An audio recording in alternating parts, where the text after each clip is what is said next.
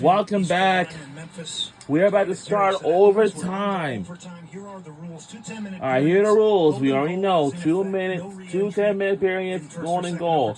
Subs no between the first or second overtime periods. Clock stops for all of the substitutions if Lynch is still tied after second overtime. Penalty takes the side winner. So that means whichever team scores a goal wins this game.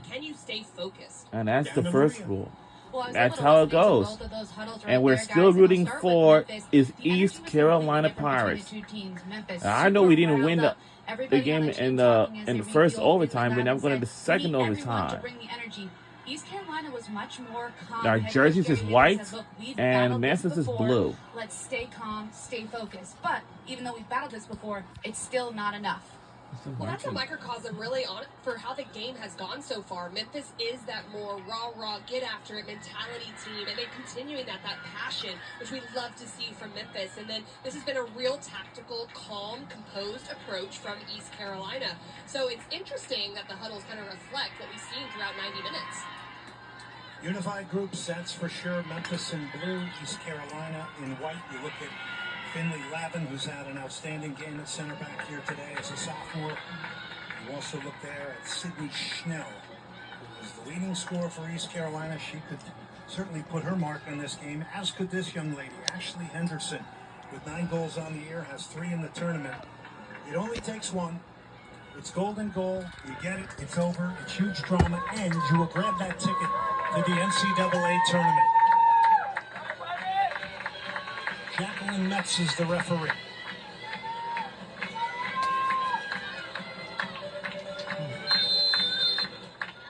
And away we go.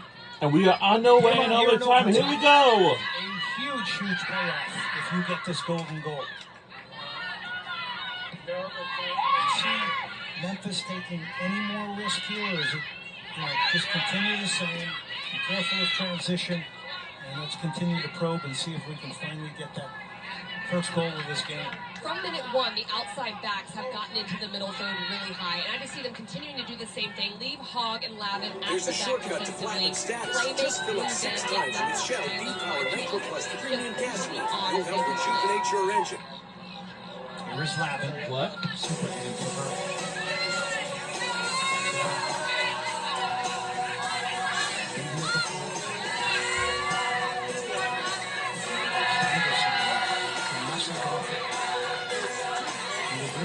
Good work. East Carolina turned. One of our tackles with her. She's had her time. She's got returned as well. It's been a real good ball. This time it was Kylie Alvarez, who's been a little bit of a inside ball here.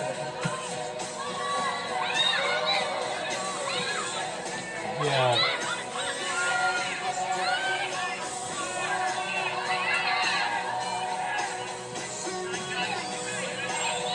Starts off as it left off. Memphis in possession. Watching the time off the line is English. Memphis has started with the same starting 11 they had. They've gone back-to-back with Kitagawa higher, and ECU has Noah Hooper and Robertson, who could be starters in their own right. There's been an interesting rotation between those players, but you can see kind of what Gary Higgins has been doing, starting with Noah Hooper being able to hold the ball high.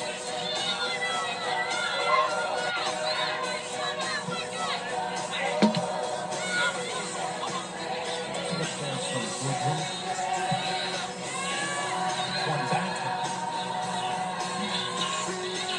Freshman from London, England. Comfortable on the ball. He uses his body very well. Right here, we're on the throw. It's hard to defend because of the style she plays and the speed she plays. Here she is with her back to goal. She's got the turn. She moves it over the end line. Yes, she did. That's the goal kick. But she did win some corners at the end of the game before. This time, Turn her into a target. They sent her forward. They wanted to. they want me to get on. I think she really drew for that ball really well. She's kind of got that tin personality, but has the ability to strike She's the deepest player right now for East Carolina. Now, oh, that's a good ball. A little higher line here, but off the line is English very looking. for East Carolina. That was some of the most space we've seen between the three center backs of East Carolina. Zachary was caught coming to her right a little bit in that moment, leading Sierra exposed. So they need to be very careful as that fatigue can set in, the focus piece. They need to stay really tight and compact to deny those split balls. Just see it at times in their body. He was. They're fighting through it here. Going once at stake, there's a decent ball over the top, and that turns it defender. Love that idea. The upper line was Bierman.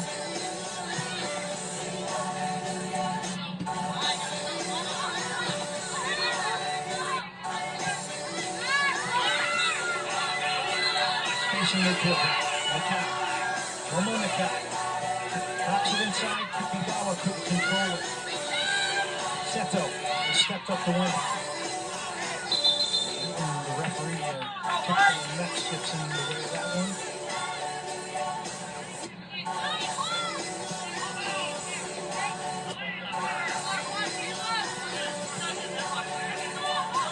One of the things that has to be considered is the fatigue factor as well. These teams have been defending a lot. They're not used to doing this in regular season play, and having to come in and do this is now 3 games for East Carolina. And the fatigue will hurt them more because that's what they were able to tap on in their defensive structure where Memphis has had more of the ball. Blue Green has some interesting plays here. Has had a few ideas since coming on in that other position. Second for Memphis. And Howard getting pulled out here on the left. This is number 8.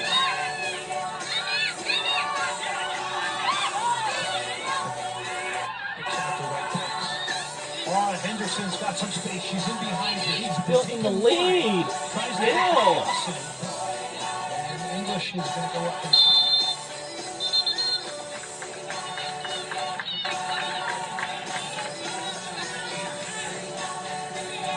Anderson initially thought was going to have a better angle and seemed to get taken wide.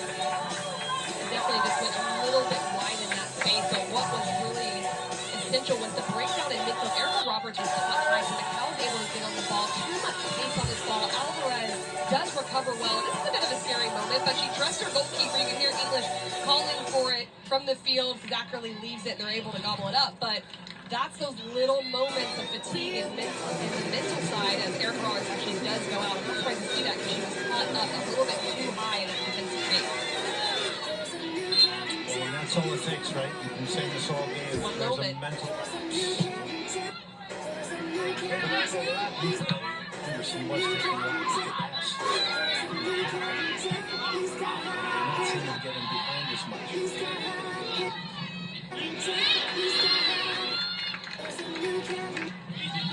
Vieira has been excellent at the back here today as well. Not mentioned her enough. One with Lucy Zachary. Center backs for East Carolina.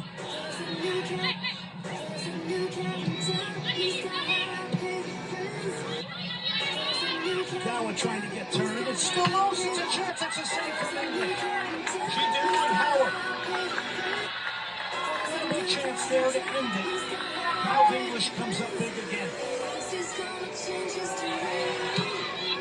Memphis again. Howard will try the volley over the top. And look at it. I love that. I love that from Maeve English. The passion on her face.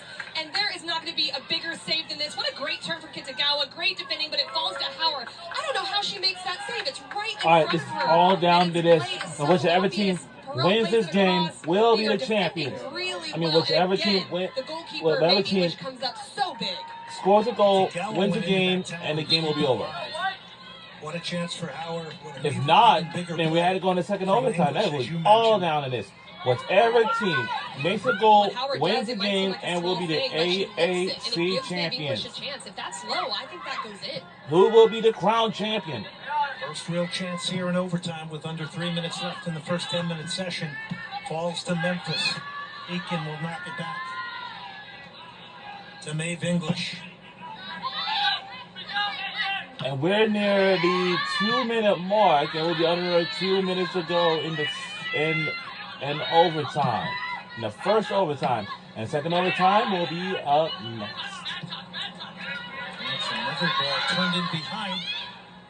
Trying to get this cleared. It's still East Carolina in possession.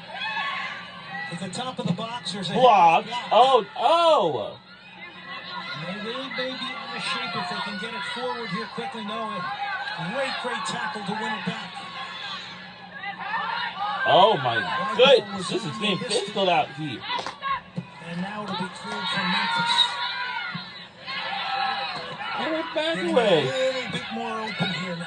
And we're under 2 minutes to go in overtime. Here today. Out for the That goal. is off. And Ella Steck's come into the game. She was one who came in for Erica Roberts off the left side. And what they've done is they've dropped Ellen Boudreaux in and allowed her to press and Schnell to press when they are higher up the field. But those transition moments do not bode well for East Carolina. They have to find their defensive shape quickly. But you can't fault them for looking to press and trying to win this game. And again, their most effective threat has been Dolan Boudreaux, who's gotten turned and dropped in a couple of balls that have turned the Memphis defense here today. Amber Hayes. Still Hayes. He lays it off. McCow. She'll try a long-range hit over the top. Trying it out of midfield there. We're under 2 minutes to go, and we are now under a minute to go in overtime. And this all starts because Camber Hayes tries to unlock in the 1v1. Election that she takes on and makes Sydney Schnell defend. Eventually, someone has to come over, and that's when they over-rotate that Nakao is wide open for that shot. Under a minute left here in the first 10-minute overtime session. Golden goal in effect. Again, the winner here between East Carolina and Memphis. They get an automatic bid for the NCAA tournament. What's up? They go back to 21 seconds, so they have a chance to set this set piece up and load up the box if they want. This is an opportunity for Memphis because there's really no need. What's to going pull. on? I understand the temptation to do it, but there were 5 players behind the ball. But Anna Howard dribbling at speed is Oh so my- Soa oh decides to my go for God. that and say we'll take our chances with this driven ball. Y'all try to bite you. Oh no. We got a yellow card. Oh no. All of her teammates for East Carolina, including Maeve English in goal. So Kitty Gower will take it. This is a pretty high line here. And she picks somebody off in behind it. She clips it in. Howard is the target. It's still Howard. 17 seconds.